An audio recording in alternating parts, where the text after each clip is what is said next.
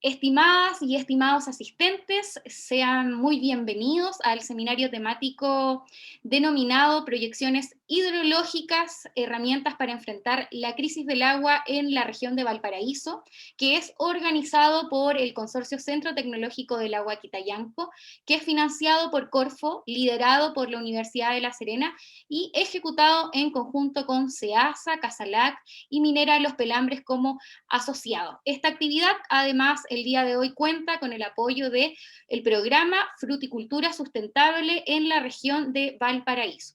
Cabe destacar que el objetivo de la jornada es dar a conocer diversas tecnologías y métodos con que cuenta el Consorcio Quitayanco y sus asociados que apuntan a facilitar la forma en que enfrentamos la crisis del agua, permitiendo lograr visiones compartidas sobre el tema con los actores de la región de Valparaíso.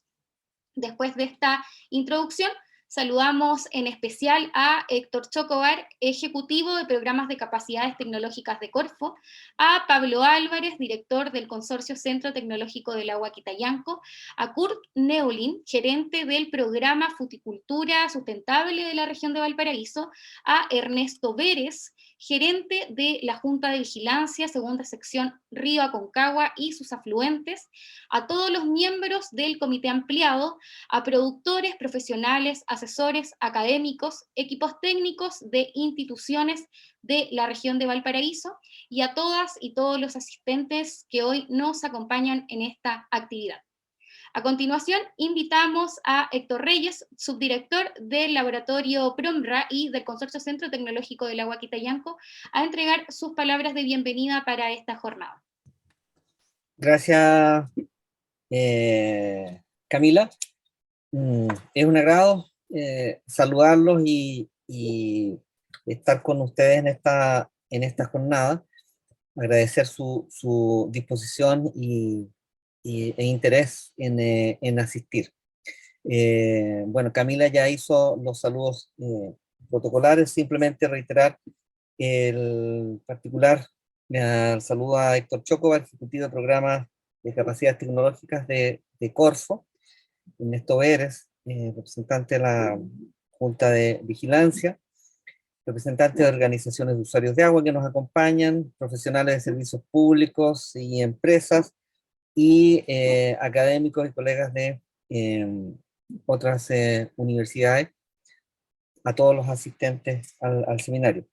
Es un privilegio contar con ustedes en este seminario que ha sido preparado especialmente para el territorio de la quinta región, pensando indudablemente en los actores y agentes ligados a los recursos hídricos de este territorio. Es una actividad que es parte del desarrollo de acciones del Consorcio Tecnológico Quitayanco, y que esperamos, por cierto, continuar desarrollando y ofrecer también otras actividades de esta naturaleza en el tiempo venidero.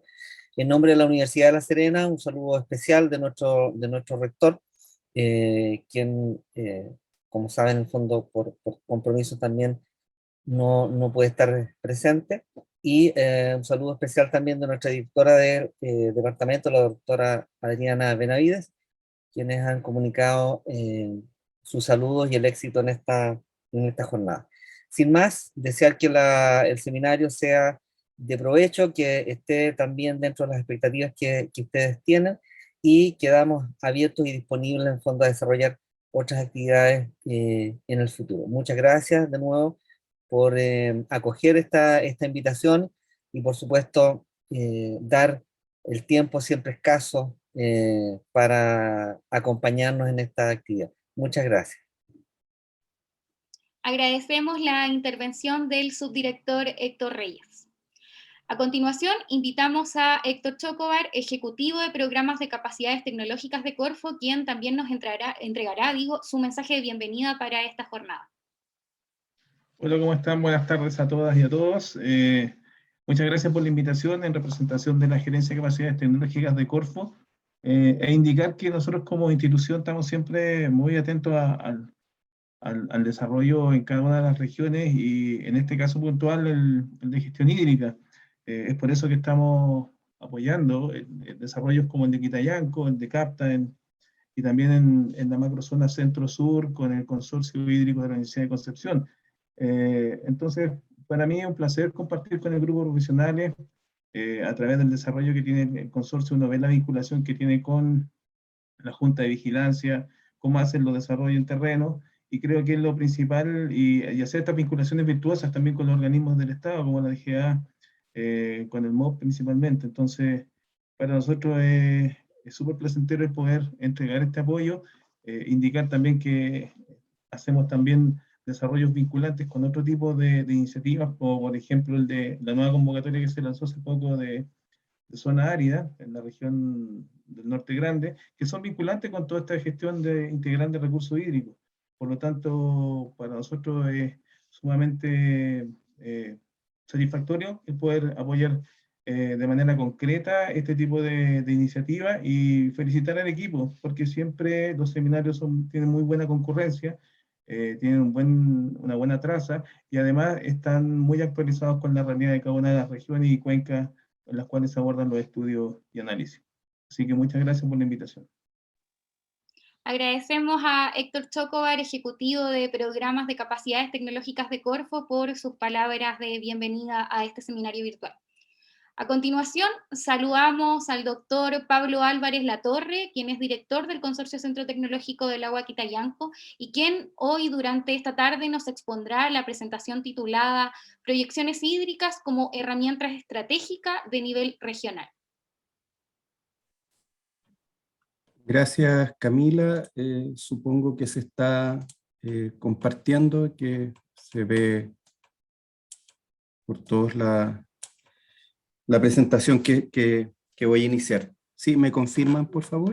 Yo lo veo, perfecto. Perfecto. Ok. Entonces, lo que pretendemos con las exposiciones que vamos a hacer ahora, y lo que yo espero en particular con la que voy a mostrarles, es contarles un poco la historia de lo que ha ido pasando en el proceso de esta gestión tecnológica que hemos ido haciendo en las cuencas de la región de Coquimbo, hasta lograr lo que hoy día tenemos, no en términos de solo de la tecnología, sino que también del vínculo que se ha logrado con las organizaciones, y por lo tanto relevar ese aspecto. Entonces voy a partir con la presentación. Uno es que en la región en la que nos encontramos, al igual que en la región de Atacama y de Valparaíso, las organizaciones de usuarios de agua son de suma relevancia.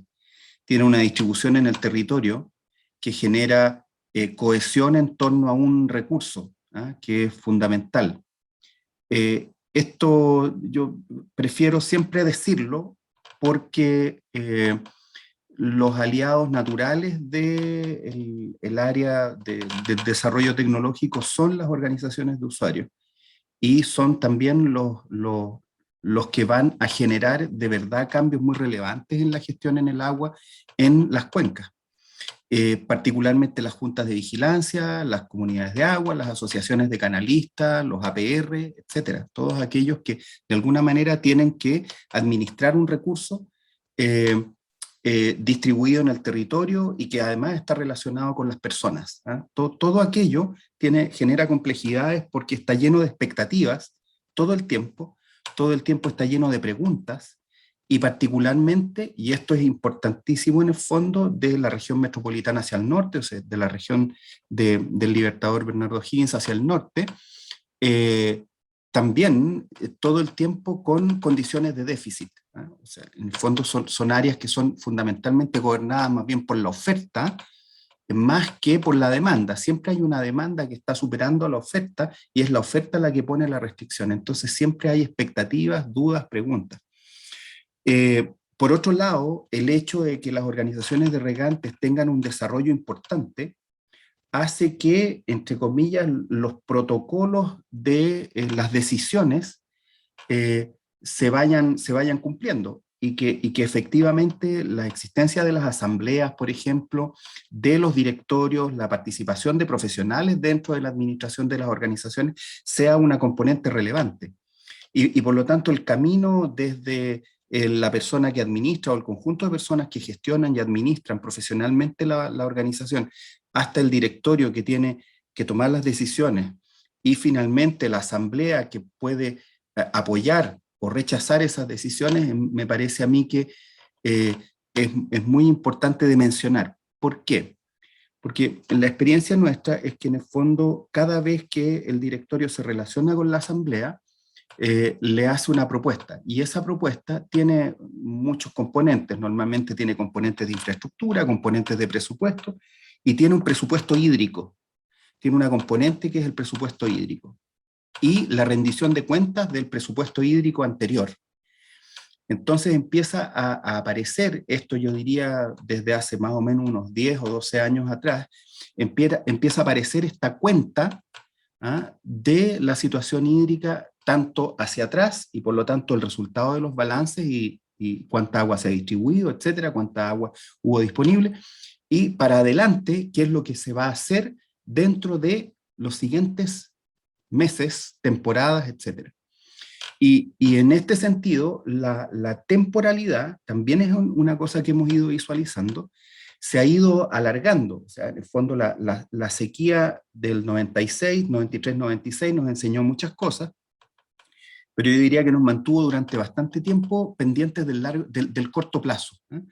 Y ya a partir del año 2000, el tema del cambio climático y las oscilaciones, el niño, la niña, etcétera, todo aquello ha ido provocando una mirada de un poquitito más de largo plazo. Y por lo tanto ya no se preguntan cuál es la distribución de agua que vamos a hacer en los próximos 2 meses o 3 meses, sino que se están preguntando en la temporada, y en algunos casos es cómo lo vamos a hacer en escenarios de cambio climático. Y eso a nosotros en el fondo nos provoca un desafío bien importante, porque tiene que ocurrir un montón de cosas para poder responder la pregunta. Y la pregunta más simple, que es muy difícil de responder, es la que nos aparece ahí: ¿cuál será la disponibilidad de agua en los próximos 9 a 12 meses?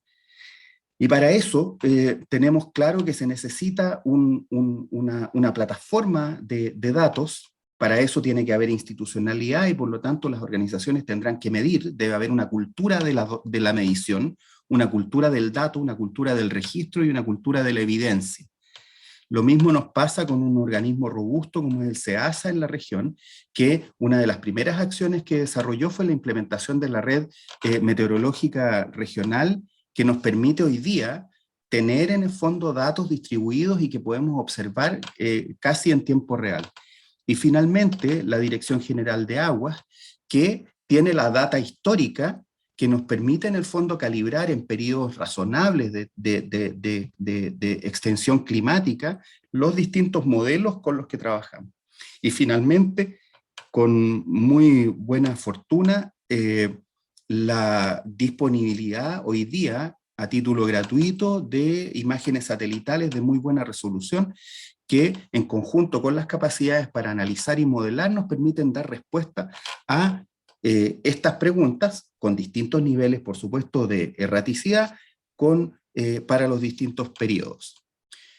Entonces, siempre mostramos esta imagen, y fue una cosa que hicimos al principio, cuando nos planteamos esta pregunta. En el fondo nos preguntábamos qué es lo que pasa primero y cuál es la consecuencia de aquello que pasa, para ver si aquello que ocurre primero es un predictor de lo que va a pasar después. Y por supuesto, en el fondo, la pregunta lógica es si lo que pasa meteorológicamente en el corto plazo, ¿cierto?, incide en lo que vamos a ver hidrológicamente en los siguientes meses o en la siguiente temporada. Y bueno, sí, por supuesto que hay un vínculo, y ese vínculo nos lo permite entender la modelación, y nos permite someterla a distintos escenarios. Entonces, también hemos aprendido que hay culturas diferentes asociadas a las temporadas agrícolas, a las temporadas hidrológicas y a las decisiones según la cuenca. Voy a contar un caso. Por ejemplo, la temporada de riego, la temporada de gestión hídrica en la cuenca del Elqui, por ejemplo, se inicia en el día 1 de septiembre con el último dato del mes de agosto, el 1 de septiembre, y da la vuelta completa, ¿cierto?, hasta el otro año, hasta el último día del mes de agosto del año siguiente. En el caso del Limarí, parte el 1 de mayo con el último dato del mes de abril. Y en el caso de Choapa, parte un mes antes, ¿ah? Con el dato de marzo se toma una decisión se toma igual que en el Limarí, y en el caso del Huasco parte un mes antes. Con los datos de marzo se toma la decisión en abril. Entonces, en el fondo, estando tan cerca y en condiciones de aridez tan próximas y tan extremas también, las culturas agrícolas o las culturas de uso del agua son diferentes, y por lo tanto también las temporadas agrícolas cambian, las temporadas hidrológicas cambian, y los momentos de decisión cambian. Y eso incide en lo que uno va a proyectar y, por supuesto, en aquello que los propios regantes después van a validar o van a someter a sus asambleas. Entonces nos enfrentamos a varias incertidumbres. La primera es la incertidumbre meteorológica, porque no sabemos efectivamente cuánto va a llover. Y la segunda es la consecuencia hidrológica de esa precipitación, que también tiene otra incertidumbre, pero que sabemos que podemos modelarla y reducirla bastante. Entonces, basado en estos principios, nosotros empezamos a desarrollar, a tratar de resolver la pregunta. ¿Por qué? Porque nos dimos cuenta de que en las cuencas altas particularmente había una relación muy importante entre la cantidad total generada de agua en una cuenca y lo que ocurría en la parte alta de la cuenca. Porcentualmente, el aporte de la parte alta era muy relevante respecto al total de agua generado en las distintas cuencas. Dada esa condición, nosotros considerábamos que era muy relevante, o sea, uno respondía una parte muy importante de la pregunta, si resolvía el problema de las cuencas altas primero, en términos de prioridad. Y ese fue el primer paso que dimos. Entonces desarrollamos modelos para las partes altas quiere decir aquellas zonas donde en general no hay uso uso consultivo de los derechos de aprovechamiento, y por lo tanto es una zona que en general vamos a denominar como zona de generación hídrica. Pero tenía, si bien es una zona que está, entre comillas, más prístina en términos de los usos, tiene el defecto de que está mucho menos estudiada en términos de la cantidad de datos, de la frecuencia de datos, de la extensión de las series temporales lo suficiente para validarlas, y de una geografía compleja, con cambios de orientación, con cambios en la pendiente, con distintos materiales, etc. Entonces, varias cosas que hicimos en el fondo fue, por ejemplo, que esto lo desarrolló Aldo Tapia, que luego va a exponer. Aldo estudió en el fondo las diferencias de las temperaturas para los distintos meses del año en relación a su exposición y a los distintos pisos altitudinales que hay en la zona de precordillera y cordillera. De tal manera que, usando datos satelitales y usando los datos de una estación base, pudiéramos en el fondo resolver el problema de la distribución de los datos de temperatura sin necesariamente esperar a tener una estación en cada piso altitudinal. Y bueno, se logró, los modelos funcionan, luego les vamos a mostrar algunos de los resultados.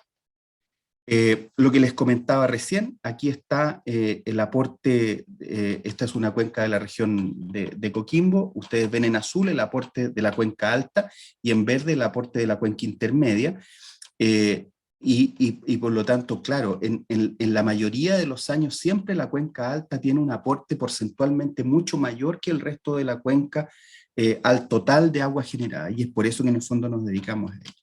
Eso nos llevó a configurar modelos que son semidistribuidos. En el caso particular nuestro usamos el modelo WIP, que funciona a nuestro juicio para los datos que tenemos bastante bien. Generamos estos nodos, se llaman nodos de generación, esos puntitos verdes que están ahí, que son pedacitos de cuenca, cada uno con un distinto piso altitudinal y con un área asignada.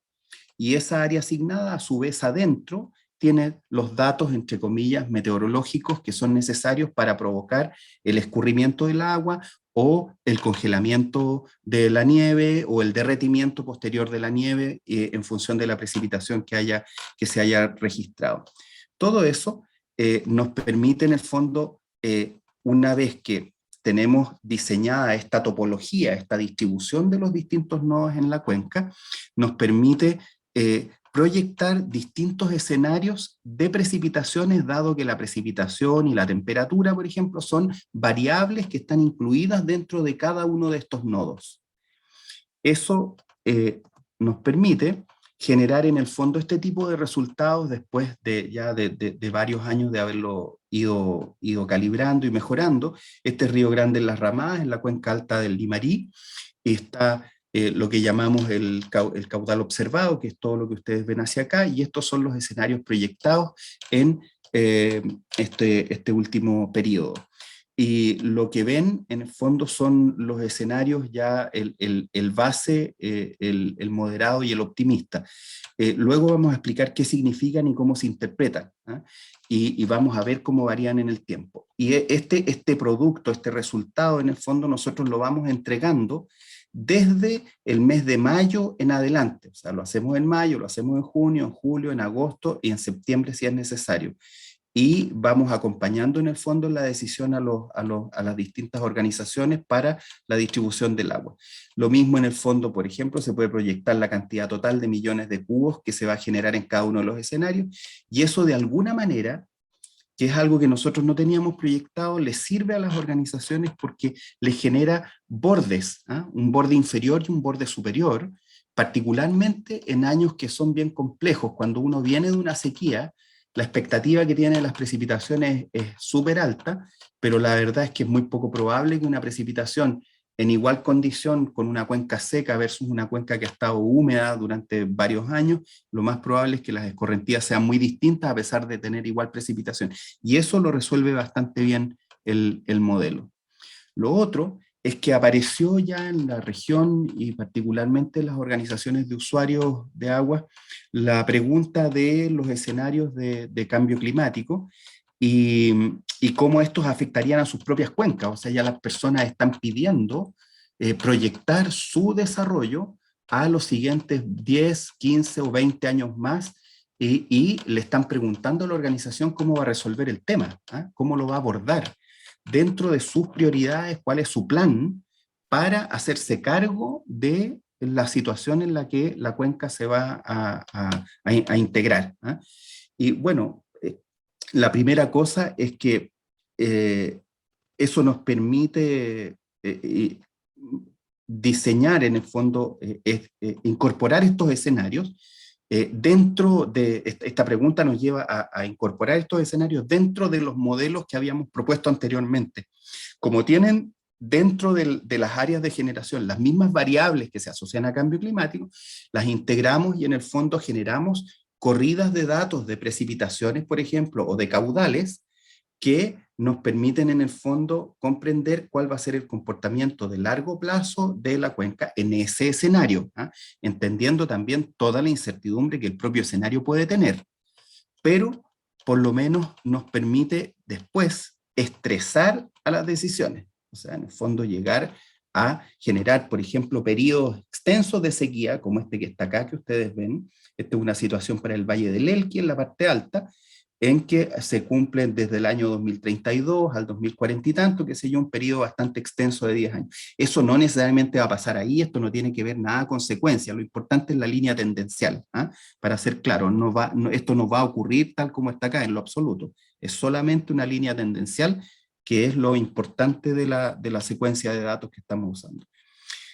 Lo siguiente es que nos empezamos a preguntar también cuando partimos con este asunto, cuáles eran eventuales predictores o cómo podíamos achicar el tamaño de la cantidad de datos para poder generar los escenarios de precipitación y que no fueran todos, ¿eh?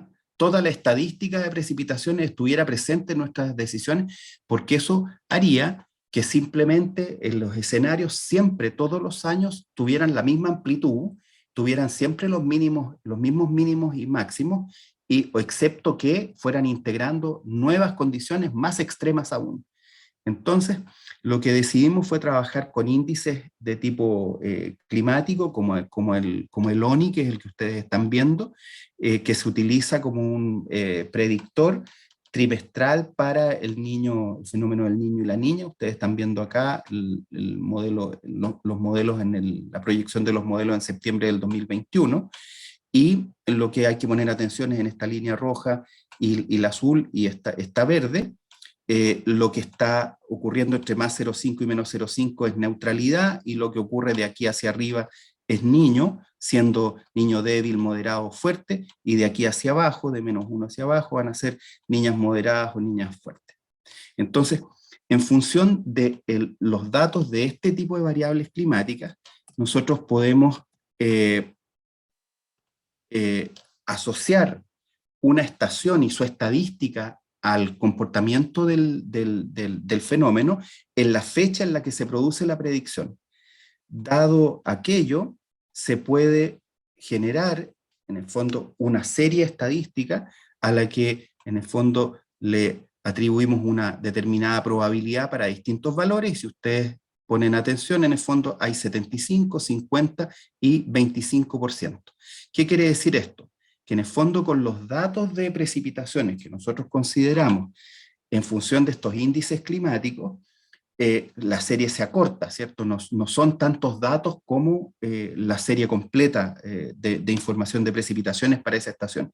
Se restringe, y a esa restricción, en el fondo, nosotros le aplicamos los factores de probabilidad y tomamos los datos que están en el 75% más altos de precipitación, en el 50% y en el 25% más bajo. Y a eso le llamamos pesimista, moderado y optimista. Entonces sabemos nosotros desde el día cero en que partimos con este asunto que lo que vamos a ofrecer a las organizaciones de usuarios es una pluma, una nube de posibilidades dentro de estos márgenes, ¿eh? de probabilidad, y por eso se llaman escenarios y no necesariamente predicciones. Bueno, esto tenía un montón de incertidumbre al principio, lo empezamos a desarrollar, se calibraron los modelos y desarrollamos, por ejemplo, el modelo para la parte alta del río Elqui, en la laguna, en entrada de embalse, a 3.300 metros de altitud y con un periodo de calibración de 1990 a 2013. Este modelo todavía nosotros lo ocupamos, está vigente y es el que usamos en el fondo para el caso de Elqui, en cabecera, y tenemos indicadores estadísticos súper positivos, son muy buenos. Pero les pido que miren ahí, ¿ah? Esto es una cuenca nival, completamente nival, a 3.300 metros de altitud. En este otro caso, Grandes Las Ramadas, tienen muy buenos indicadores también, mismo periodo de calibración, a 1.350 metros, por lo tanto una cuenca que tiene una componente nival y tiene una componente también importante pluvial, ¿ah? Y también tiene calibraciones bastante buenas. Y finalmente Choapa en Cuncumén, en la tercera cuenca más al sur, también con el mismo periodo de calibración, ya 1.200 metros, también tenemos un bastante buen desempeño. Entonces, con esos tres elementos, para cada una de las cuencas, más otra serie de cuencas que se desarrollaron posteriormente y se fueron calibrando, nos empieza a pasar, en el caso, por ejemplo, del embalse Puclaro, o en realidad de cualquier decisión, porque al final lo que ocurre es que esta persona que está aquí es el administrador, o es el regante, o es cualquier persona que tiene que tomar una decisión respecto al agua con un nivel de incertidumbre importante. ¿Por qué? Porque en el fondo está mirando a la misma fecha y está viendo dos datos que son iguales, ¿eh? La diferencia es que cuando estaba parado acá, el embalse o los caudales o las precipitaciones iban para abajo, y por lo tanto él podía haber distribuido mucha agua y haber quedado inmediatamente abajo, o podría haber sido muy moderado y haber permanecido por más tiempo. Y por el otro lado, si hubiese estado acá y esa hubiese sido la condición, y hubiese tomado una decisión muy conservadora, habría perdido probablemente una oportunidad de desarrollar y de producir usando esta agua, o simplemente o si hubiese sido por lo contrario muy osado, la habría aprovechado. Entonces, esta fue, después de la primera pregunta, ¿cuánta agua va a haber? Después nos empiezan a preguntar, bueno, y en el fondo en iguales condiciones, ¿qué es lo que hago? Para eso creamos también otras herramientas de decisión, entre ellos esta plataforma que le hicimos con un proyecto FIA hace ya como 4 años atrás, 4 o 5 años atrás, y ha funcionado bastante bien. En ella, nuestro objetivo al inicio era incorporar 4 metodologías a lo menos para la determinación de la distribución de agua de la temporada, de tal manera que obligáramos a distintas metodologías a converger a un valor que les permitiera a los regantes tener una nube de posibilidades de decisión, mucho más acotada, por supuesto, pero no llegar con una sola proyección a tomar una decisión. Y es lo que ustedes ven acá. Hay el modelo o la forma 1 de determinar la cantidad de agua disponible, es esta, la forma 2, la forma 3, qué sé yo, la forma 4, y en función de eso se van generando distintas formas de distribuir el agua y de asignar una dotación. En este caso, esto quiere decir que se va a distribuir el 32% del derecho.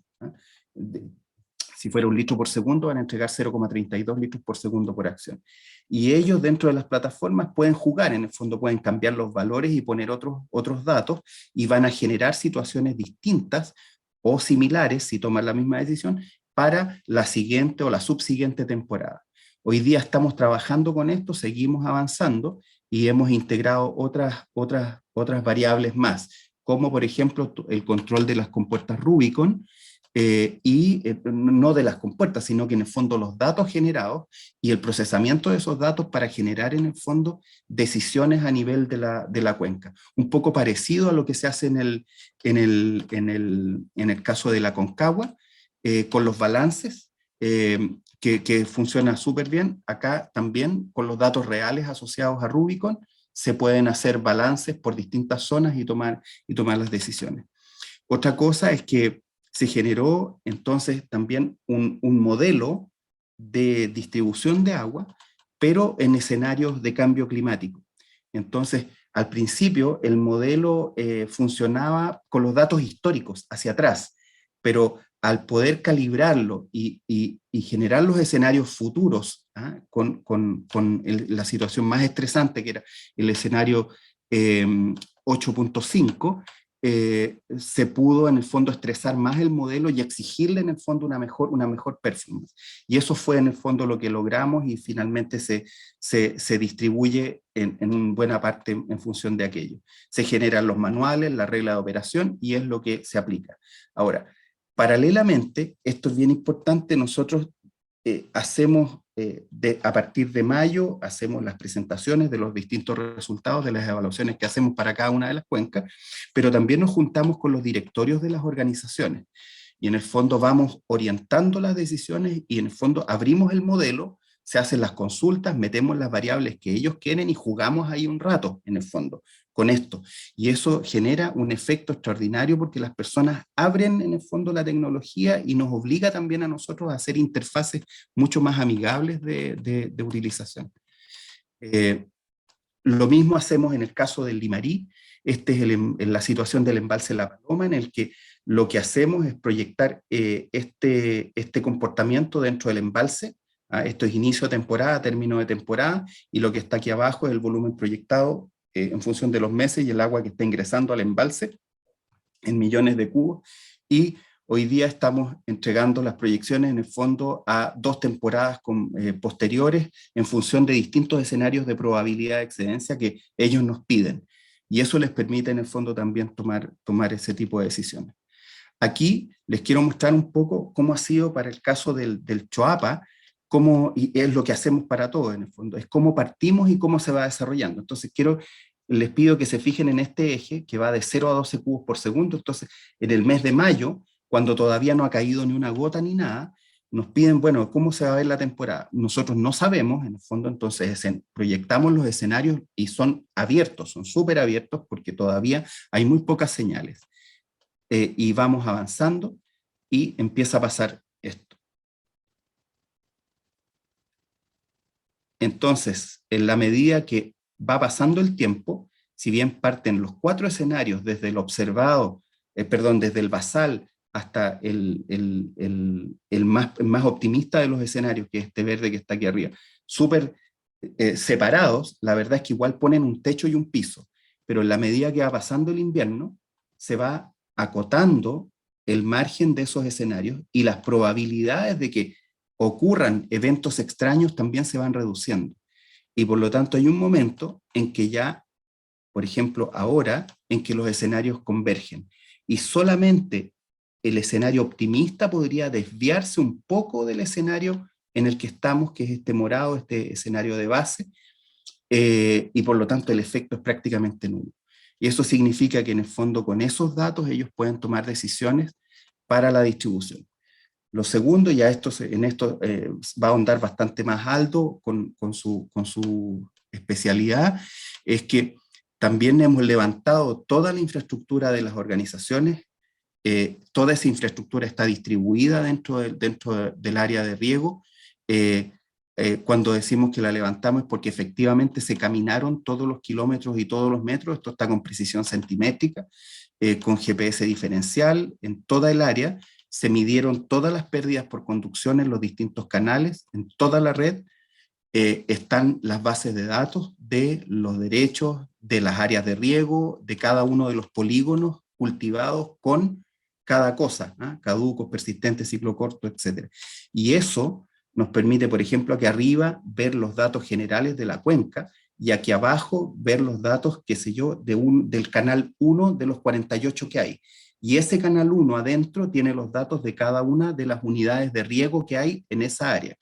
Eso redunda en la determinación de las demandas dentro de cada una de esas áreas. Aquí está la 2017, la 18 y la 19 para los distintos rubros, ¿eh? Caduco, qué sé yo, praderas, persistentes y ciclo corto, y acá está el total. Y eso nos permite a su vez contrastar la proyección de la oferta, que es esta celeste que está acá, que no está en metros cúbicos partido por segundo, sino que está en porcentajes de desmarque. 10 puntos de desmarque, 8 puntos de desmarque, 8, 13, 14 puntos de desmarque, etc. Y esta es la demanda que está en puntos de desmarque también. Entonces, bueno, ustedes ven, esto es lo actual, así por lo tanto ustedes verán cómo se viene un poco la situación para el caso de Choapa en el caso de la región de Coquimbo. Entonces, mal o bien, esto sirve montones para las organizaciones porque se proyectan, porque en el fondo pueden tomar decisiones de manera anticipada. Esto nosotros tienen que pensar que lo venimos haciendo desde mayo, junio, y han ido cambiando las curvas, pero las personas terminan comprendiendo y se produce un proceso de transferencia súper interesante. Muchas gracias.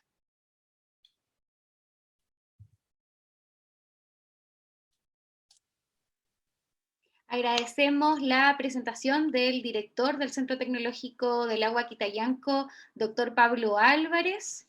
Y para seguir con la jornada, invitamos a Aldo Tapia, quien es ingeniero agrónomo encargado del área de geomática y telemetría del laboratorio PROMRA, quien nos expondrá la presentación titulada PROMUS, seguimiento y monitoreo del uso de suelo agrícola. También mencionarles, invitarlos a que puedan dejar sus preguntas, sus consultas para los expositores, las que serán resueltas al final de la presentación de Aldo.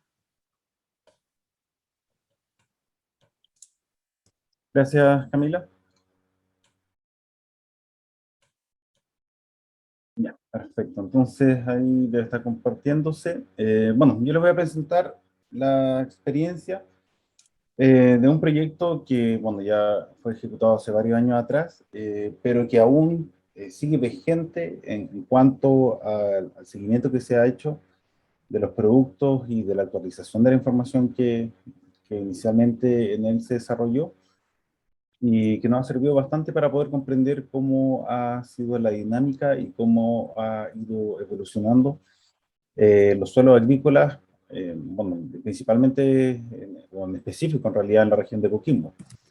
Este proyecto se llama PROMUS, fue desarrollado con fondos del FIC, del gobierno regional de Coquimbo, del año 2015, y su objetivo tiene el seguimiento y monitoreo del uso agrícola del suelo. Entonces, bueno, organizar la presentación en 4 grandes puntos. De partida, el origen de dónde nace este proyecto. Vamos a dar a conocer algunos antecedentes generales del proyecto. cuál han sido algunas problemáticas e hitos, y finalmente las salidas de información que se han obtenido a través de los insumos, o sea, de los productos que se han generado a partir de este seguimiento de uso suelo.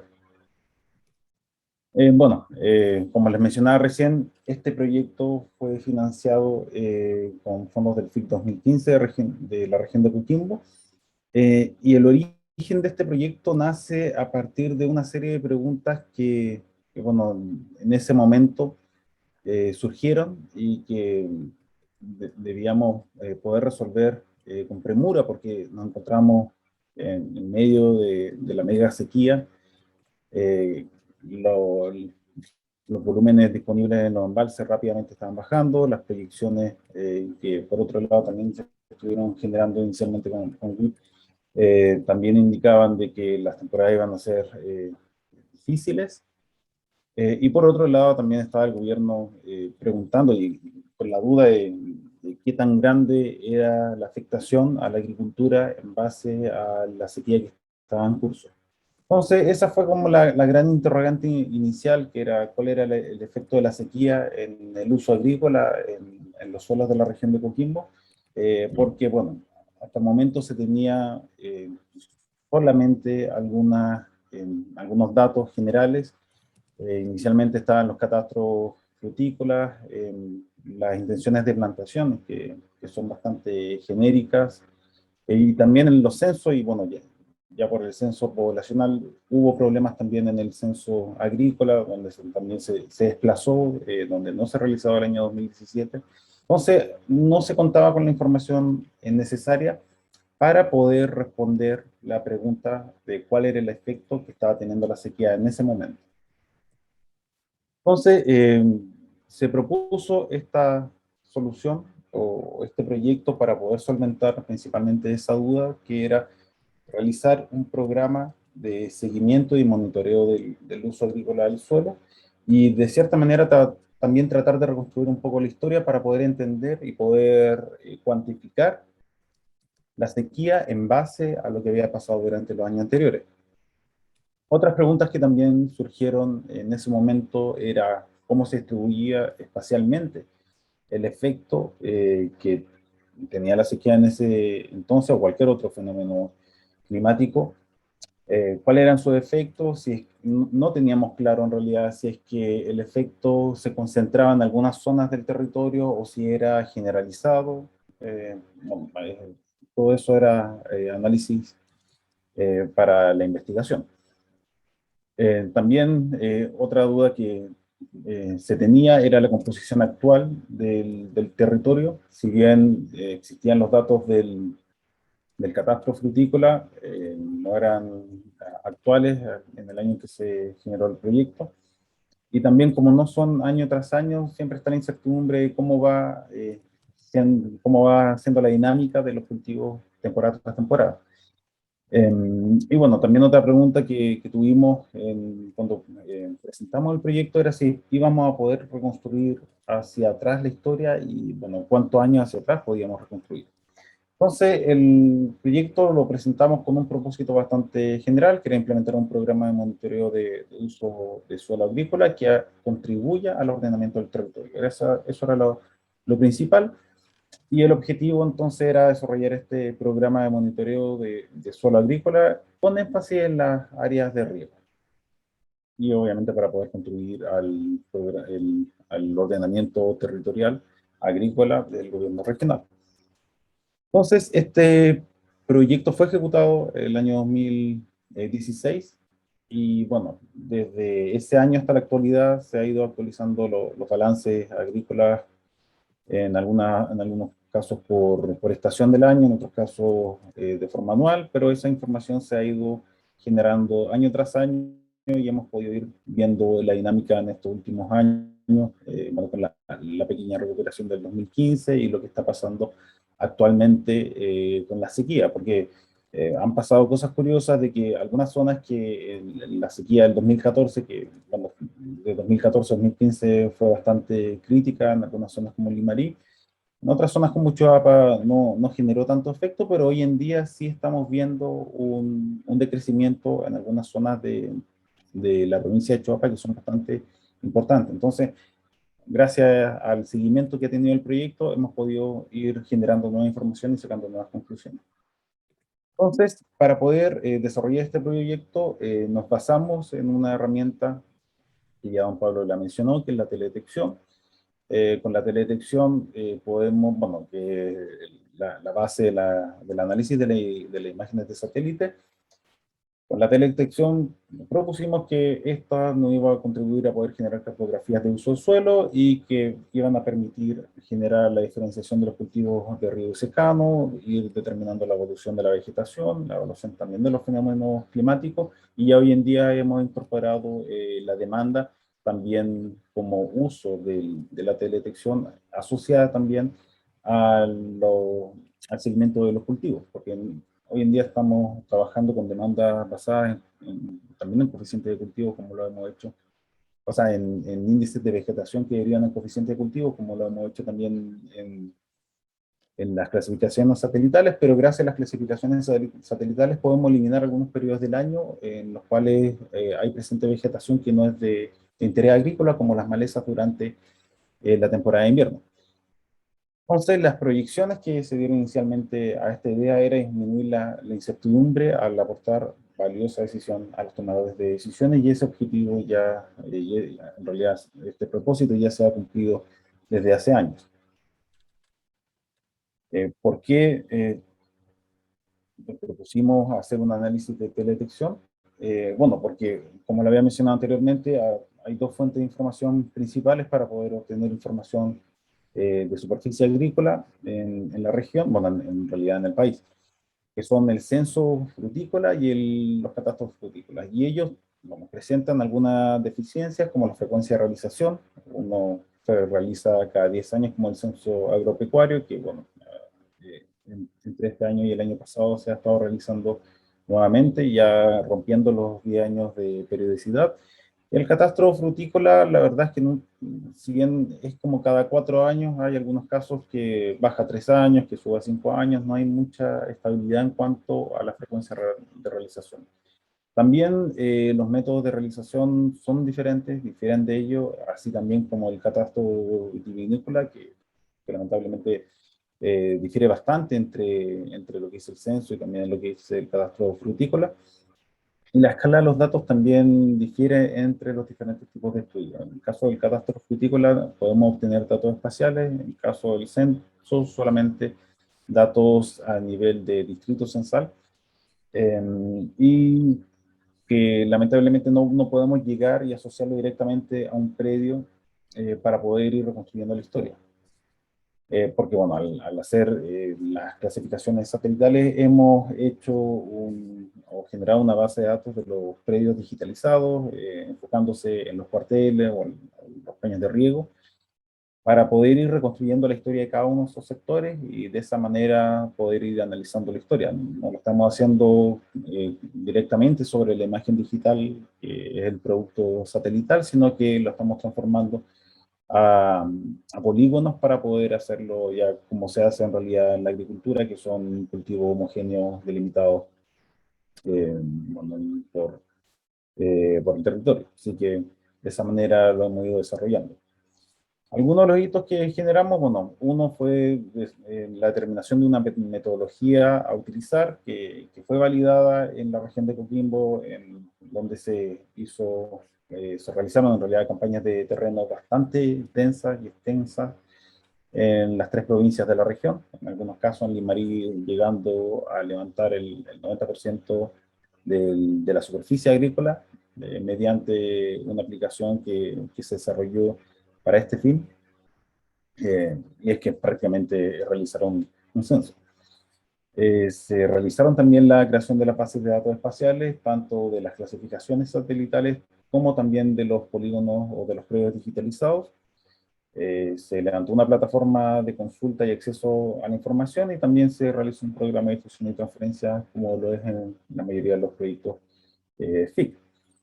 Ahí hay algunas capturadas de pantallas de lo que era la plataforma de información durante el desarrollo del proyecto. Esta debe ser resuelta. Estamos trabajando en una actualización de todas nuestras plataformas dentro de PROMRA y también el desarrollo de plataformas en Quitayanco. Por lo tanto, estamos adaptando la información que tenemos también con las licencias que contamos actualmente. Antiguamente la plataforma de visualización era mediante Carto, que un WebGIS open source. En este caso ya estamos contando con otras licencias ya de software más potentes, donde ahí tenemos ya los mapas digitales, los cuales ya una vez que tengamos lista la plataforma de visualización, los vamos a cargar en ella. Pero bueno, se desarrolló durante su tiempo, estuvo dispuesto para el público para su consulta, y la verdad es que cumplió su objetivo. Cuanto a cómo aplicamos la metodología, voy a hablarle un poco del trasfondo de cómo se genera todo esto. Nos planteamos algunas preguntas como cuál era el método más efectivo para poder hacer las clasificaciones satelitales, porque existen, la verdad, que muchos métodos. Estos métodos, la verdad que año tras año hemos ido afinándolo, en algunos casos lo hemos cambiado completamente cada vez que podamos desarrollar nuevas metodologías o que podamos acceder a nuevas metodologías, las vamos probando para disminuir la incertidumbre en la clasificación.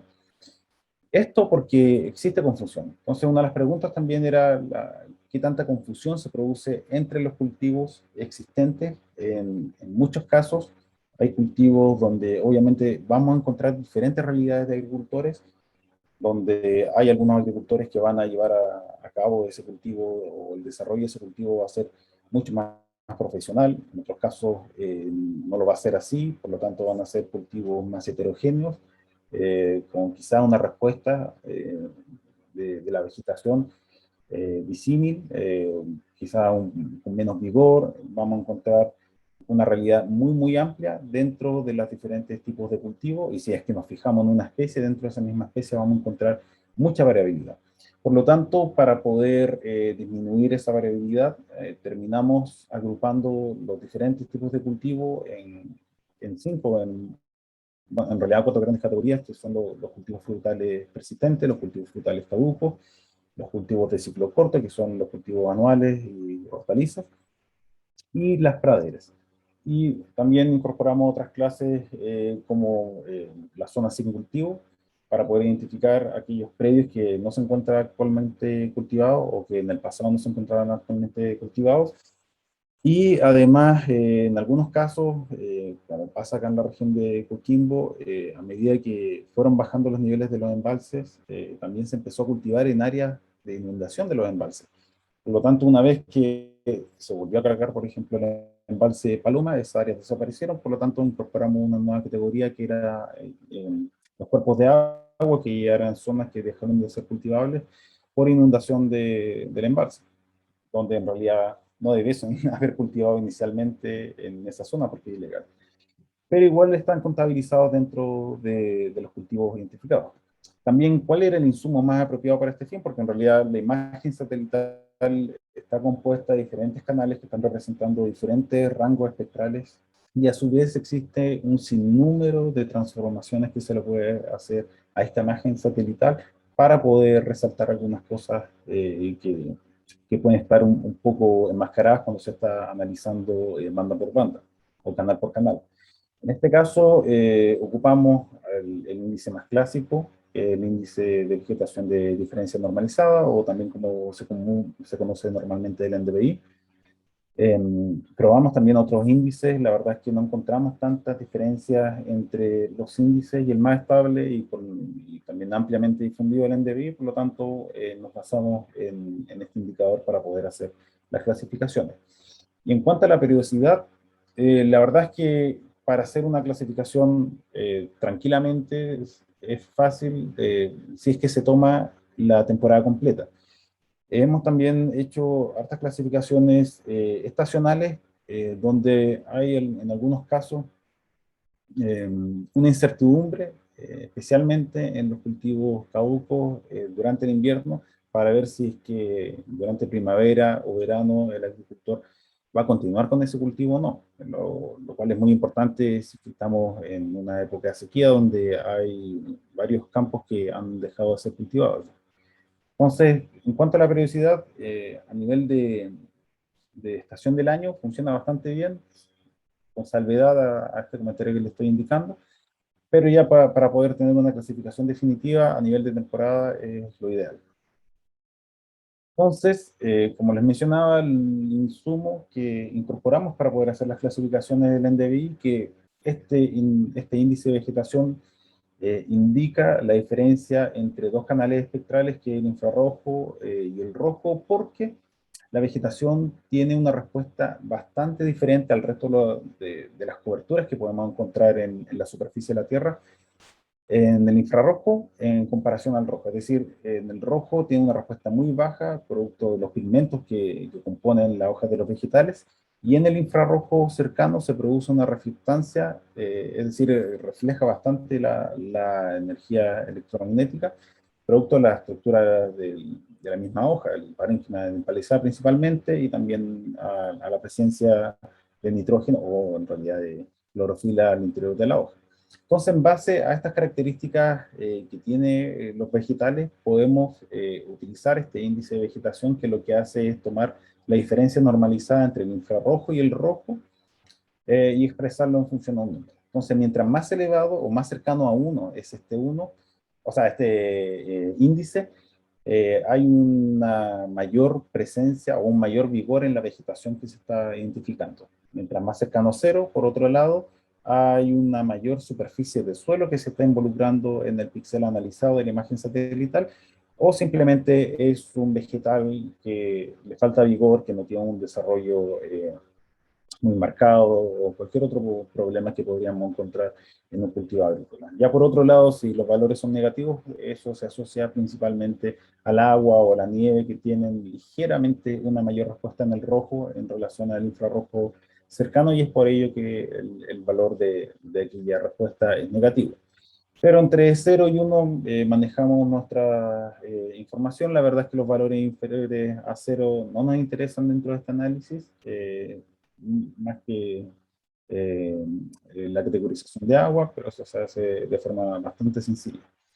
Entonces, ¿por qué es importante conocer todas estas propiedades? Porque, bueno, el NDVI va a variar en función a la densidad de plantación. Mientras más plantas tengamos por unidad de superficie, probablemente vamos a obtener un mayor valor de NDVI, porque vamos a tener mayor dosel expuesto desde el satélite, desde la visión del satélite. También depende del estado fenológico, porque aquellas plantas que están en su primer estadio fenológico van a tener un valor de NDVI bastante bajo, porque recién están brotando o están volviendo el letargo en el caso de los frutales caducos. Por lo tanto, ahí los valores van a ser más bajos que en comparación a un desarrollo pleno, y también, obviamente, en procesos de senescencia, el valor del NDVI va a ir disminuyendo en el tiempo. También va a depender de las características del sensor del satélite, es porque mientras más grande sea o sea, mientras más grueso en realidad sea el sensor, y el píxel que está representando la imagen del satélite cubra más superficie en la Tierra, probablemente va a haber una mayor mezcla entre los diferentes tipos de cobertura. Vamos a tener, por ejemplo, una parte del cultivo, más el camino entre el cultivo y la parcela al lado, entre otras cosas. Por lo tanto, mientras más fino es el sensor del satélite, mientras mejor es su resolución espacial, más definido vamos a tener las imágenes, o sea, los cultivos dentro de las imágenes. Y vamos a poder detectar también la heterogeneidad dentro de un cuartel de manera más simple en comparación a satélites con sensores más gruesos. También depende de la biomasa. A mayor biomasa va a haber una mayor cobertura del dosel en la fracción del suelo, por lo tanto va a ser un valor de NDVI mayor.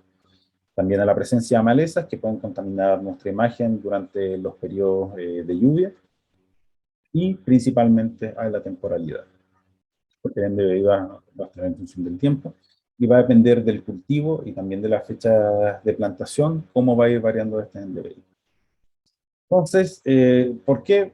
Porque en diferentes fechas vamos a encontrar diferentes expresiones de vegetación, Y es por ello de que cuando vamos a realizar un análisis de estas características, lo que debemos apuntar es poder obtener la mayor cantidad de imágenes durante el año para poder capturar de mejor manera las diferencias de NDVI entre los cultivos.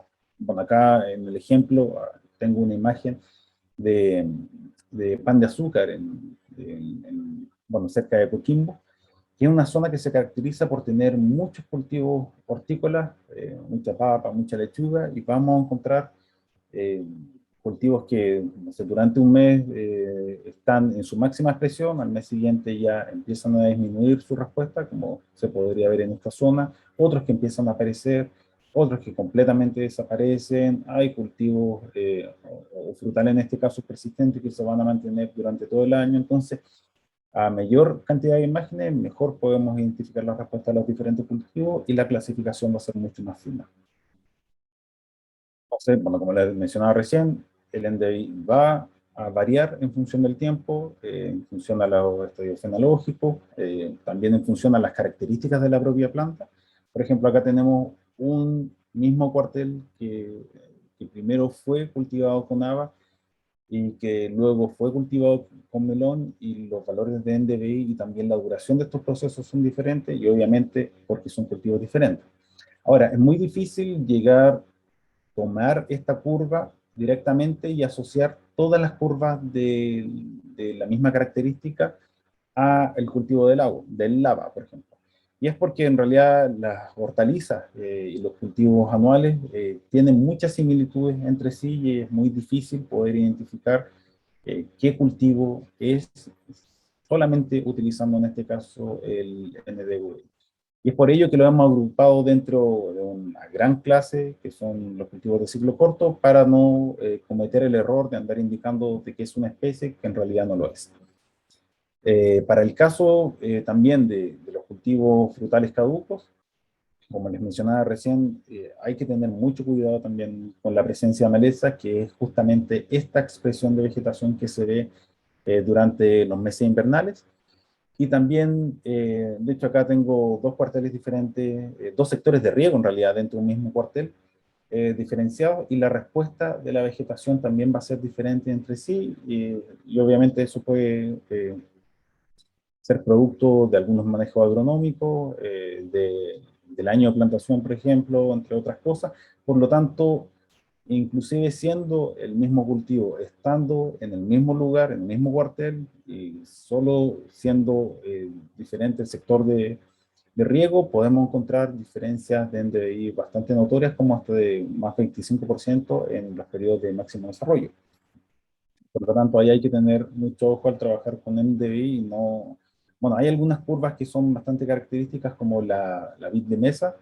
Esa se puede diferenciar fácilmente de otros caducos. El almendro generalmente presenta problemas en las clasificaciones por la baja respuesta que tiene al comienzo, cuando empieza la floración, ¿no? Que primero comienza la floración y después empieza a brotar, o sea, se empiezan a desarrollar las hojas. Por lo tanto, ahí hay algunas cosas, algunos detalles que hay que tener en consideración cuando se hacen las clasificaciones, pero eso ya es más general. Por otro lado, estuvimos probando bastantes metodologías, desde las clasificaciones supervisadas clásicas hasta, al menos durante el desarrollo del proyecto, hasta el 2017, estuvimos utilizando bastante los árboles de clasificación, o sea, árboles de decisión como clasificador, que funcionan bastante bien. A medida que uno les va ingresando diferentes reglas, vamos llegando a diferentes ramas, y finalmente hay una clasificación booleana sobre una regla para llegar a una clase. Entonces ahí uno va ingresando los valores de NDVI de cada una de las fechas, colocando, bueno, si el valor de este es superior a este, qué pasa en lo siguiente. Nosotros en este caso llegamos a definir o a tratar de incorporar lo que veíamos visualmente como reglas de decisión. No solamente el valor de NDVI, sino que si veíamos que un frutal caduco, como lo vimos recién, tenía una curva que tenía un gran crecimiento después de la primavera, que después llegaba a un máximo desarrollo, se mantenía en una meseta X cantidad de meses, después decrecía, tratar de ese comportamiento tal cual lo estoy describiendo, transformarlo a una función matemática y poder incorporarlo dentro de las reglas del árbol de decisión. Entonces ahí trabajamos bastante con regresiones entre ciertas fechas, incorporando también los residuales dentro de la clasificación, y hay una serie de otros productos para poder llegar a generar un árbol de decisión. La verdad es que funciona bastante bien un árbol de decisión como clasificador. Hay algunos problemas, obviamente, de cultivos que tienen un desarrollo menor, especialmente los frutales, que se tienden a clasificar como cultivos de ciclo corto, o problemas en persistentes que se tienden a confundir con pradera, o praderas naturalizadas que se tienden a confundir con persistentes. Hay algunas cosas que generan confusión y que nos motivó a buscar una metodología un poco menos sistematizada como la que tenemos acá, que nos permita reproducir el mismo esquema de clasificación de manera sencilla en diferentes zonas de la región, y que ya lo hemos probado para otras regiones y funciona bastante bien, y que son las redes neuronales artificiales, y que es el modelo que se ve a la derecha, donde ahí lo que hacemos es obtener una respuesta característica por mes para cada para cada uno de los meses del año en la temporada. Generalmente partimos las clasificaciones en mayo y terminamos en abril, porque de esa manera podemos obtener una buena respuesta de los frutales caducos. E incorporamos un 13º elemento de entrada, que son los residuales dentro de un proceso de regresión Provenza-Klein, para poder obtener de cierta manera un discriminador entre praderas y frutales persistentes, que ambos generalmente tienen respuestas fuertes de NDVI durante toda la temporada. Entonces, este tipo de clasificador, en el contexto que tenemos en esta presentación, lo incorporamos dentro de una zona de la región de Valparaíso, que es el sector de los Andes, donde hicimos clasificaciones de 2 temporadas, 2019-2020, 2020-2021. Entonces, dentro del proceso, bueno, acá en el lado izquierdo de la pantalla pueden ver una imagen de NDVI de una ficha en particular, que es de comienzo de enero del año 2021. Acá pueden ver una curva de NDVI de un frutal caduco identificado. Esta es una curva característica de un frutal caduco, como les mencionaba recién, que tiene un fuerte crecimiento en primavera, se mantiene durante el máximo desarrollo de una meseta que empieza a crecer, y finalmente ya cuando empieza a botar la hoja hay una disminución en la respuesta. Entonces, generamos los productos para poder hacer esta clasificación en esta zona, y nos concentramos en la parte sur de este sector para poder hacer la digitalización, que es un proceso que la verdad es que cuesta bastante en términos de tiempo, porque hay que ir digitalizando los polígonos manualmente. Hemos probado técnicas de OBIAP, que son Object Based Image Analysis, que es basado en el objeto en la cual se producen segmentaciones de los predios, pero el nivel de pixel que estamos trabajando, que son imágenes Sentinel de 10 por 10 de resolución espacial, la verdad es que anda mucho mejor si es que se desarrolla a mano, y que después se hace el análisis posterior, más que hacerlo directamente con la misma imagen, con alguna técnica de segmentación automática, especialmente cuando tenemos muchos campos cercanos y no hay mucha discriminación en la imagen, producto a la resolución espacial. Entonces, para ello obtuvimos 2 productos, uno de la temporada 2019-2020 y otro para la temporada 2020-2021. Ahí aparecen las clases, principalmente una zona donde hay muchos frutales caducos, hay pocos persistentes. De hecho, la zona persistente en esta área están en la parte norte. Ahí encontré algunos medios para poder entrenar el modelo. También un desarrollo de praderas y de cultivos de ciclo corto importante. Ahí está la presentación de los resultados de este análisis, pero bueno, al final quedamos con este análisis, y la pregunta después, inicialmente quedamos con este análisis, y la pregunta era, bueno, ¿cómo podemos generar productos que nos permitan comprender de mejor manera lo que dicen los números de la derecha y lo que dicen los números de la izquierda? Es decir, por un lado tenemos que para la temporada 2019-2020 hubo 4.800 hectáreas de caduco, y en el lado derecho aparece el número 4.600. ¿Cómo cambió eso?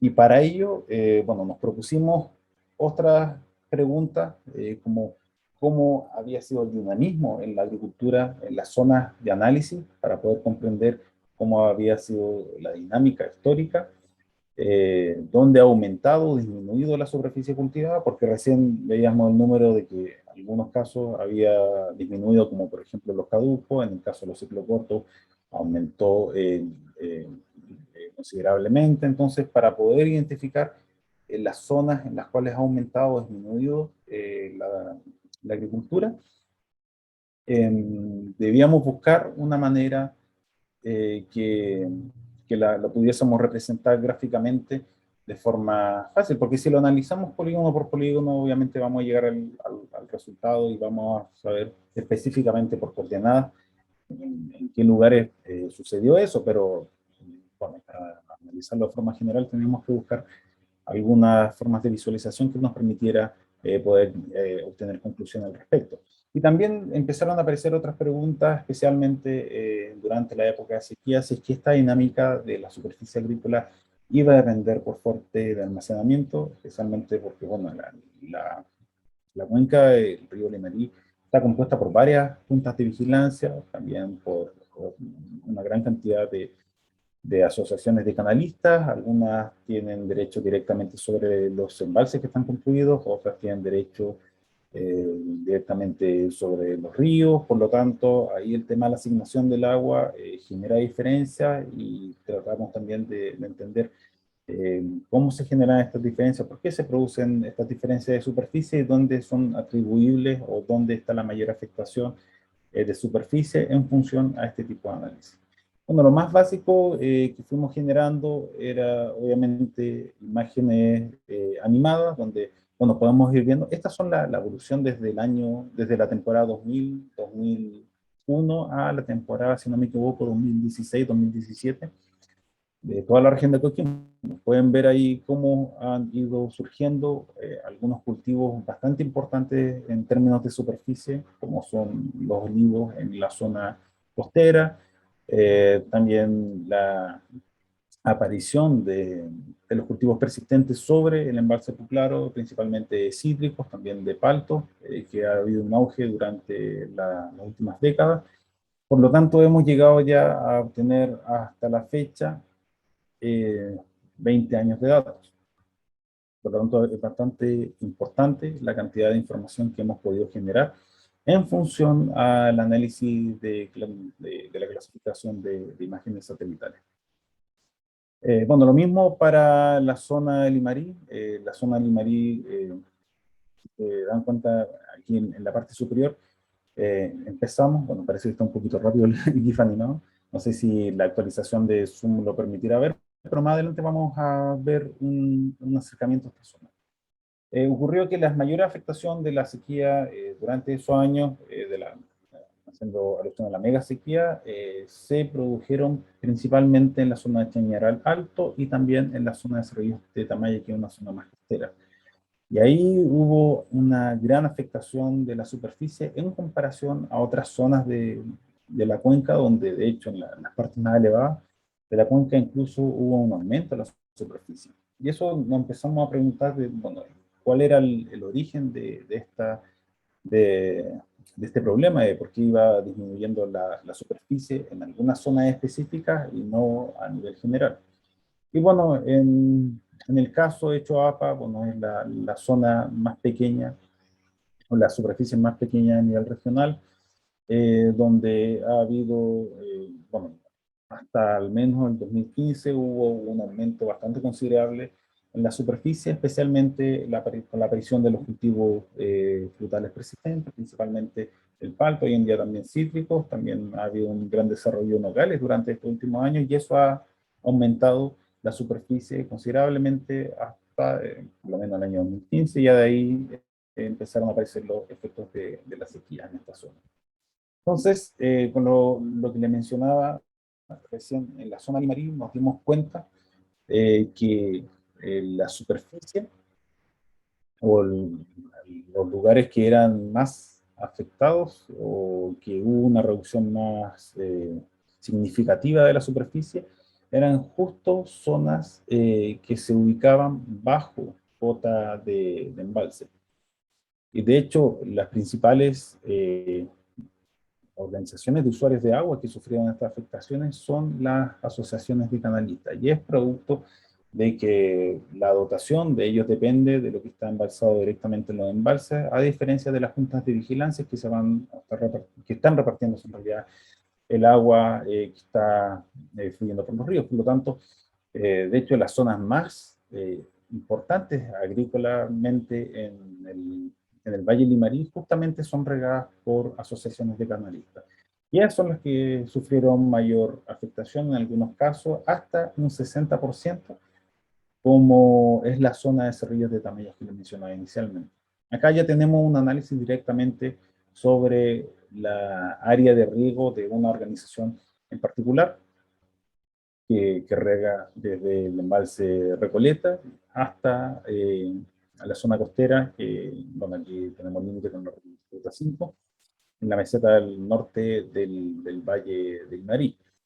Entonces, podemos ver que zonas que inicialmente eran cultivadas principalmente con cultivos de ciclo corto, zonas hortaliceras famosas por los morrones o por los pimentones, también zonas alcachoferas, fueron disminuyendo drásticamente su superficie a medida que fue aumentando o incrementándose el efecto de la sequía, o disminuyendo, por otro lado, la dotación que tenían estas organizaciones. Y que al final terminaron principalmente regándose solo los cultivos frutales, que son cultivos que requieren agua durante todo el año, y el resto de la superficie prácticamente desapareció durante esos años, y que, bueno, afortunadamente este último año ha habido un resurgimiento.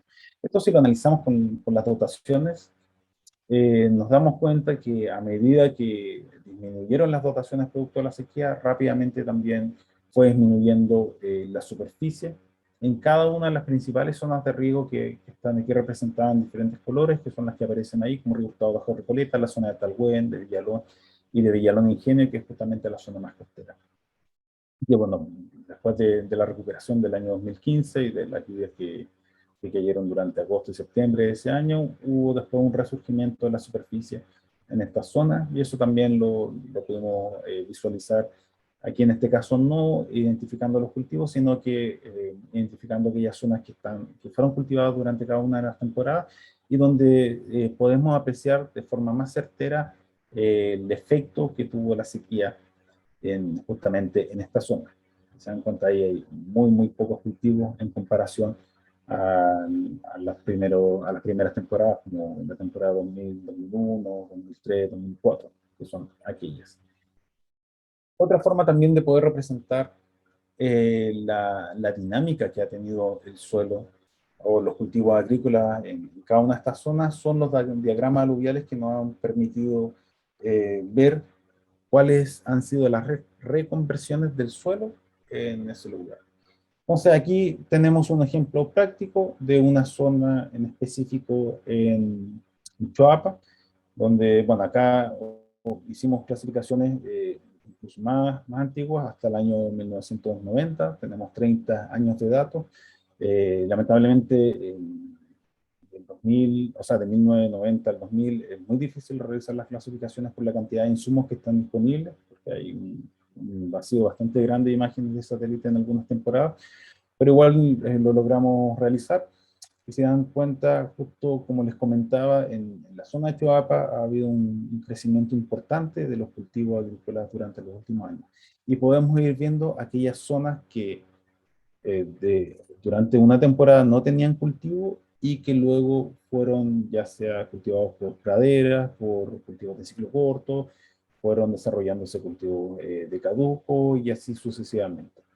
También tenemos aquí la aparición fuerte de los cultivos persistentes, frutales persistentes, y también tenemos el declive principalmente de los cultivos frutales persistentes durante los últimos años, obviamente por no tener agua para poder sostener este desarrollo. Entonces, de esta manera también hemos podido poder presentar de una manera práctica los análisis que se han desarrollado en cada una de estas zonas.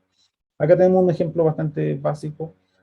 Bueno, y con esto finalizo de lo que hemos realizado para este ejemplo práctico de la zona de los Andes, donde podemos ver que que la mayoría en realidad de los cultivos se han mantenido estables entre una temporada a otra. Hay una disminución de algunos cultivos de caduco entre una temporada y otra, y también un aumento en cultivos de ciclo corto durante este último año. Así que eso es como, en resumen, una explotación de las diferentes bases de datos que se han generado a partir de las clasificaciones satelitales en la región de Coquimbo, bueno, con un efecto práctico en la región de Valparaíso, en específico en la zona de los Andes, y también todo esto, bueno, que no es parte de Teomus, pero que también lo estamos realizando, ya después del cálculo de demanda, a partir también de los valores del índice de vegetación con las imágenes de satélite, y eso ligado justamente a los levantamientos que se han hecho de las redes hídricas, al menos en la región de Coquimbo, donde hemos concentrado nuestro trabajo. Muchas gracias. Agradecemos al ingeniero agrónomo Aldo Tapia por su presentación. Para seguir con la jornada, a continuación damos paso a dar respuesta a todas las preguntas que nuestros asistentes realizaron a los expositores a través del chat. Voy a partir leyendo en orden. La primera pregunta va dirigida al director Pablo Álvarez y dice: ¿el pronóstico estimado ha sido comparado con el pronóstico realizado por la Dirección General de Aguas? Sí, me parece que Ernesto Vélez hizo la consulta. Yo le respondí por el chat, pero les cuento, sí lo hemos evaluado. Hay un poco mayor, hay mayor nivel de asertividad del modelo que hemos desarrollado, pero también, sobre todo, en algunos momentos. O sea, el modelo funciona bastante bien, el que hemos calibrado, particularmente para condiciones secas. Entonces, no sé si se dieron cuenta en los órdenes de magnitud, pero el modelo calibra bastante bien para caudales que son hasta menores a 200 litros por segundo, menores a 100 litros partido por segundo. O sea, en el fondo, de verdad, comete errores súper pequeñitos. Y ahí tenemos un buen desempeño del modelo para esa condición, ¿eh? Para las condiciones de bajos caudales. Y el modelo de la DGA, por lo menos en esta temporada, lo que yo estuve viendo, funciona relativamente bien, pero tiene algunos niveles de sobreestimación en algunos meses, ¿eh? Particularmente en el periodo más nival, ¿eh? En el periodo de primavera-verano hay un pic que aparece que a nuestro juicio no va a ocurrir. Y lo otro es el momento en el que se entregan los datos. Yo creo que es súper relevante porque en el fondo nosotros entregamos nuestros resultados y los vamos monitoreando todo el tiempo a partir de mayo y durante todo el periodo de invierno. Entonces, acompañamos todo el proceso a las organizaciones. Entonces, siempre estamos mostrando los nuevos resultados. Si llovió, qué sé yo, 5 días después, una semana después o 10 días después, presentamos los resultados. Entonces, en el fondo se va siguiendo el proceso de las precipitaciones y el efecto sobre la escorrentía, tanto presente como futura. Eso también me parece importante. O sea, tiene una mayor asertividad y también son más anticipados, se van entregando mes a mes. Eso. Gracias, Camila.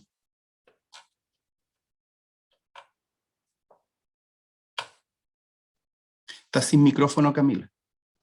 Ahora sí.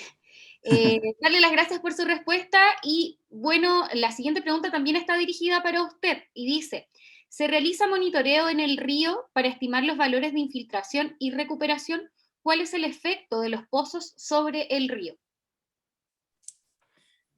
Depende del lugar, ¿eh? En el caso particular, nosotros como consorcio no hacemos el monitoreo de los caudales en los ríos, excepto en el Elqui, que tenemos algunas estaciones.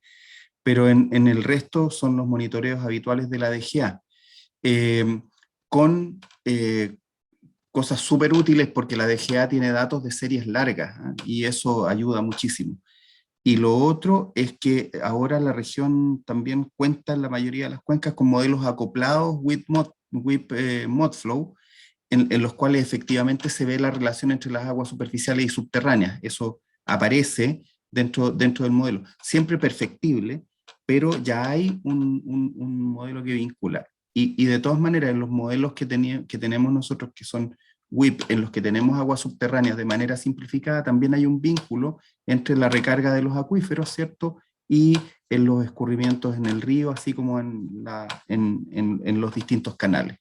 Así que no los medimos nosotros, no los monitoreamos nosotros, pero en el fondo los modelos se calibran también en función de los niveles de los acuíferos y también en función de los niveles de caudal en los ríos. Muchas gracias nuevamente. Y la tercera pregunta también va dirigida para usted y dice, ¿qué modelo permite dar sostenibilidad a esta herramienta, es decir, financiar su operación en el largo plazo? Yo creo que uno, el que está relacionado con instituciones que tienen que permanecer. Ese es a mi juicio. Y en el fondo, para este es un baile de a lo menos dos. En el caso nuestro hemos decidido aliarnos con 2 instituciones más, entonces este es un baile desde las personas que lo necesitan para su vida cotidiana y de las instituciones que investigan porque necesitamos producir ciencia también y conocimiento y formación. Entonces, desde mi punto de vista, lo que nosotros produjimos a través, por ejemplo, del proyecto PROMUS que contaba Aldo, o el proyecto PROCU que hicimos para el pronóstico de caudales y que sigue funcionando, esos proyectos no tienen presupuesto como tal. Y nosotros nos comprometimos cuando financiamos esos proyectos a mantenerlos dentro de nuestras plataformas. Y es por eso que una parte de lo que Aldo, por ejemplo, tuvo que resolver y que ha seguido en el fondo trabajando todo el tiempo encima, es reducir en el fondo tiempos de cómputo, reducir almacenamiento, reducir tiempo directo de trabajo de él, a pesar de que lo hace todo el tiempo. Lo mismo con el modelamiento para los caudales. Entonces las herramientas deben hacer factible que después, esfuerzo mucho más chiquitito, se mantengan. Es parte hoy día de nuestro trabajo como universidad, como centro tecnológico, como laboratorio, tanto así como la red meteorológica de SEASA-MET, que es un costo fijo. Eso se paga con recursos base que el gobierno regional, en el caso de la región de Coquimbo, financia a SEASA. Una parte de la operación de sus investigadores se financia también con proyectos. En el caso nuestro, la financiamos con el consorcio, más aportes privados, que son muy importantes, más el aporte de las instituciones. Así que me parece que funciona. Yo no tengo... no quiero decir con esto que me guste el modelo, pero aprendimos a trabajar con él y funciona. Eso. Muchas gracias. No hay más preguntas anotadas durante la presentación, pero no sé si alguno de los asistentes tendrá alguna u otra consulta, comentario para poder realizar.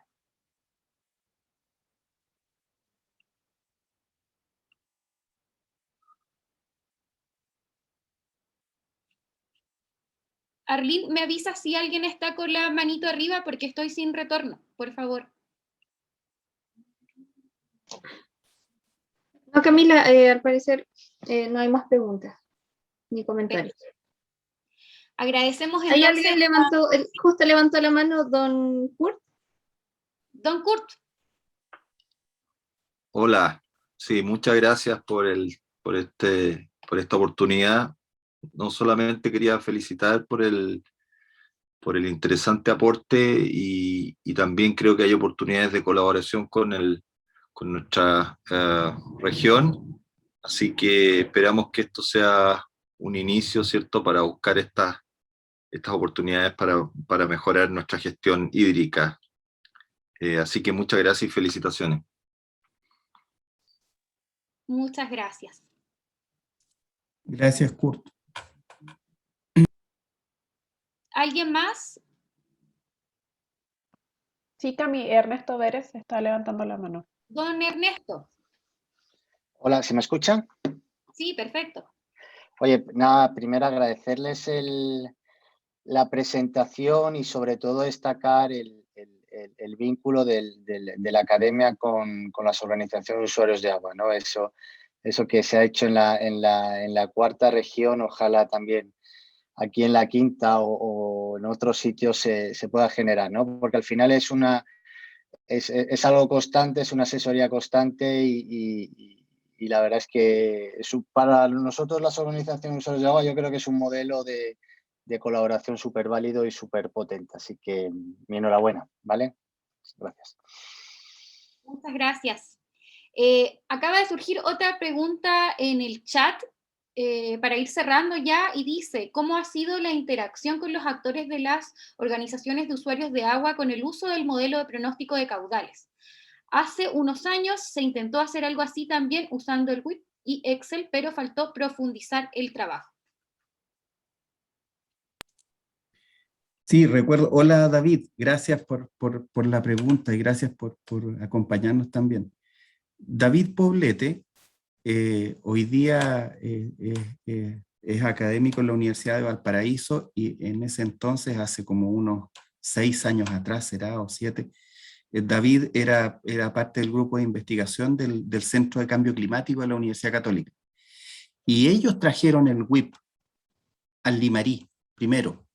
Llegaron con un modelo, Sebastián Vicuña y el equipo de la Católica, con un modelo WIP enorme, gigantesco para el Limarí, sumamente interesante, y nosotros aprendimos a utilizarlo y posteriormente empezamos a desarrollar otras cosas, otras potencialidades que tenía el modelo.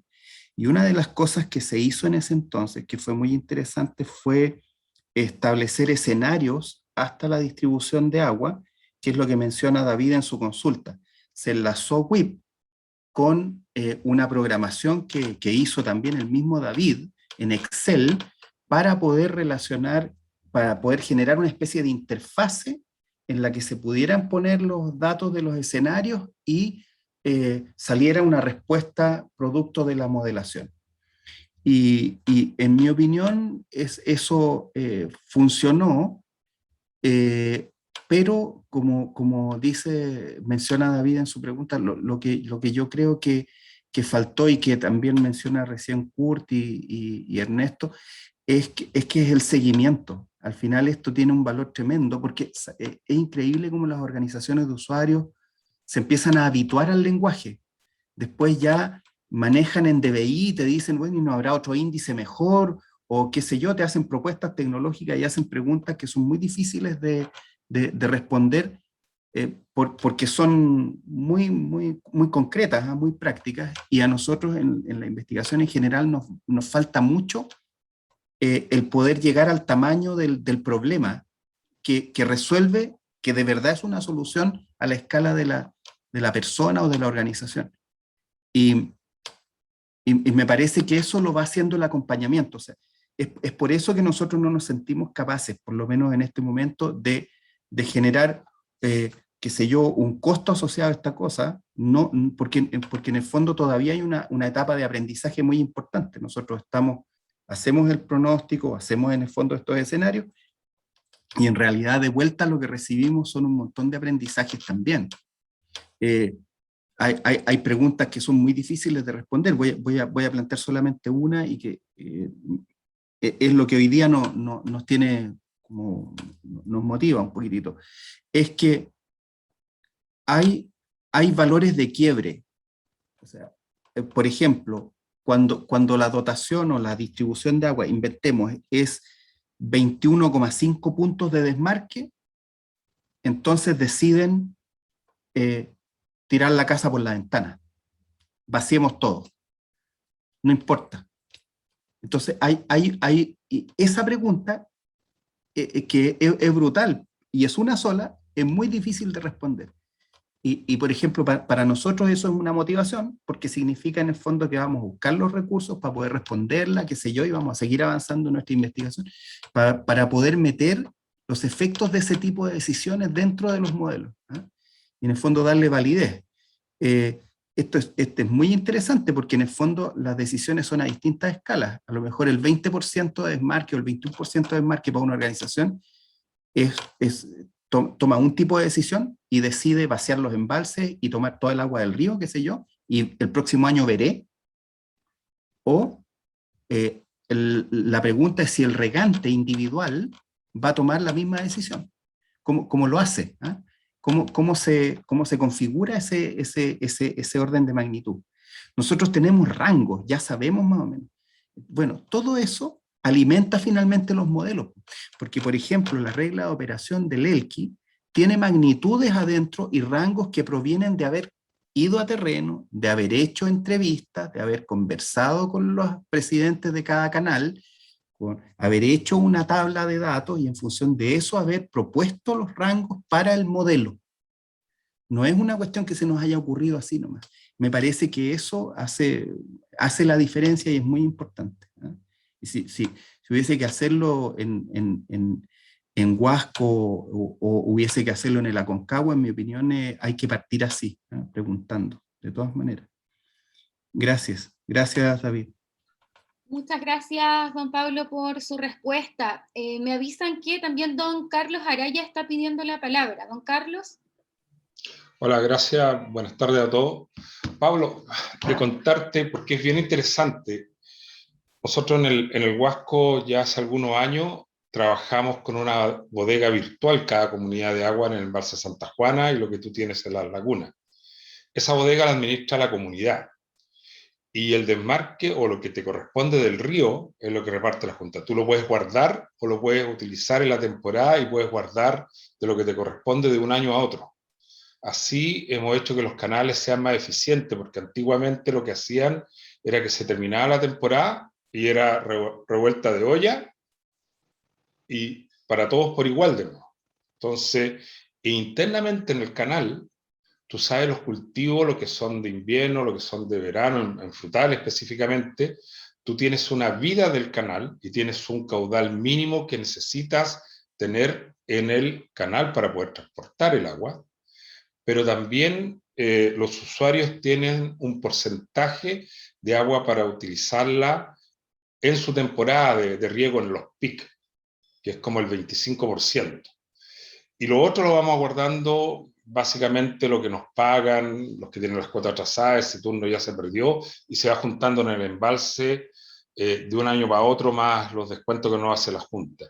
Y así hemos logrado poder ser eficaz y eficiente en el uso del agua. Entonces, ¿qué es lo que hicimos en este año en el Marañón? Es que ya sabiendo cuánta hectárea, más o menos qué tipo de cultivo teníamos, cuánto los demoramos en el recorrido del canal, cuánto infiltramos, nos pusimos una meta. Y también dependiendo de las pérdidas del canal, es los volúmenes de agua que nosotros vamos transportando, son 32 kilómetros. Al final, y a medida que, como tenemos normalmente, uno empieza a revestir desde la cabecera hacia el final, se van achicando y los volúmenes de agua de entrega para poder equiparar las acciones. Y eso nos ha dado bastante buen resultado. Pero nosotros modelando, el caudal que necesitamos usar en la temporada e ir guardando de un año a otro. Entonces, hoy día la Junta me dice, oye, si vienen 500 en el río, para mí, para el Canal Marañón, y yo necesito 400, guardo 100. Si necesito 500 y en el río vienen 300, le saco en el embalse 200 y lo acompaño. Y ahí hemos estado jugando, y hay otros canales que ya empezaron a sumarse a esa misma figura de poder manejar cada organización, si bien es cierto, la SUPRA y la Junta de Vigilancia, tu bodega virtual que nos corresponde en el embalse.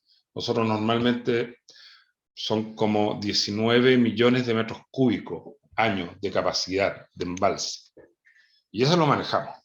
La comunidad, el Marañón, el canal Marañón. Cada comunidad maneja su embalse, su bodega virtual.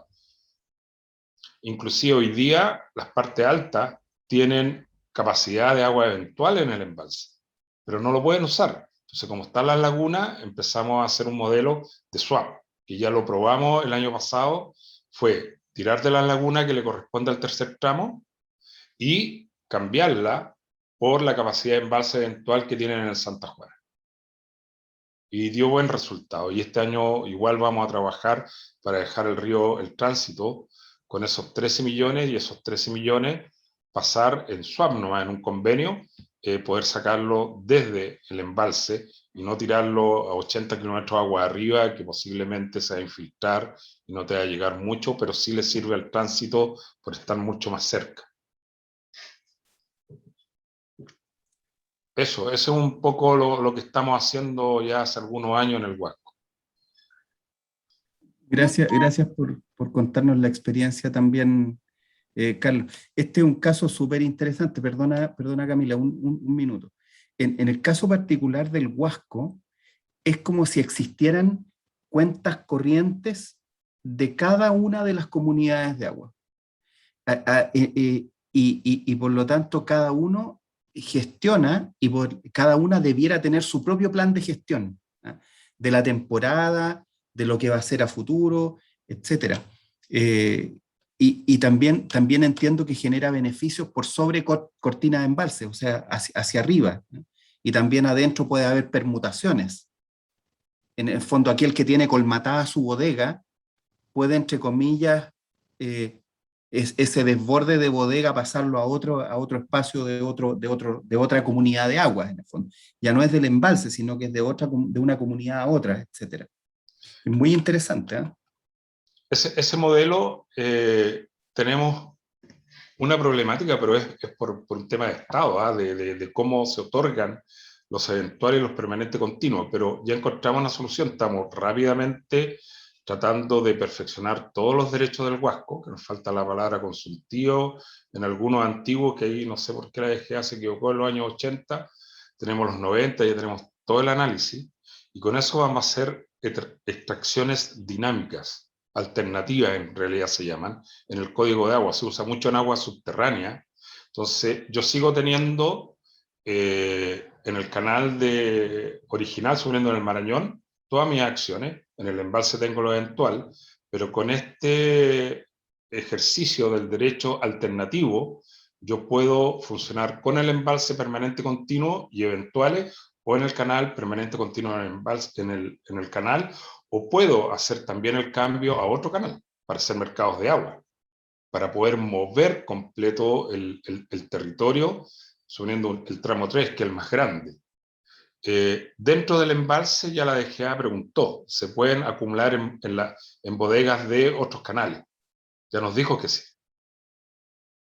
No hay problema porque el derecho está ejercido ahí.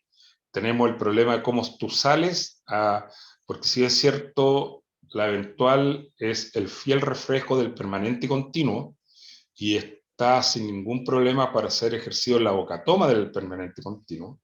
Pero cuando tú empiezas a mover permanente continuo, embalsarlo, o moverlo a otro canal, ahí hay que hacer un cambio de ejercicio del derecho. Ahí es un poco lo que estamos hoy día terminando de poder concretar para que este modelo dinámico en la cuenca funcione. Gracias, Carlos. Adelante, Camila. Gracias, don Carlos, por compartir su experiencia con todos los presentes. No habiendo más dudas, agradecemos la participación en este seminario temático y los dejamos más que invitados a ser parte de las futuras actividades del consorcio, las cuales serán informadas a través de nuestras diversas plataformas para que puedan sumarse. Aprovecho de invitarlos a formalizar su participación dentro del Comité Ampliado del Consorcio Centro Tecnológico del Agua Quitayanco, el que tiene por objetivo disponer de una instancia de participación activa entre los actores vinculados a los recursos hídricos en las regiones de Atacama, Coquimbo y Valparaíso, para dar a conocer problemáticas, acercar soluciones y generar vinculación, con el fin de aportar también a la implementación de nuevas fuentes hídricas y eficiencia en su uso. Finalmente, también los dejamos más que invitados a seguirnos en nuestras diversas redes sociales, donde podrán mantenerse informados día a día de las actividades que son levantadas por el consorcio, y también mencionarles que en nuestro canal de YouTube estará disponible el registro de este seminario. ¿Algo que agregar, don Pablo, antes de ya despedirnos? Solo las gracias, un abrazo a todos y a cuidarse la salud, ¿eh? Que estén todos muy bien, muchísimas gracias. Muchas gracias a todos y todas y que tengan una muy buena tarde.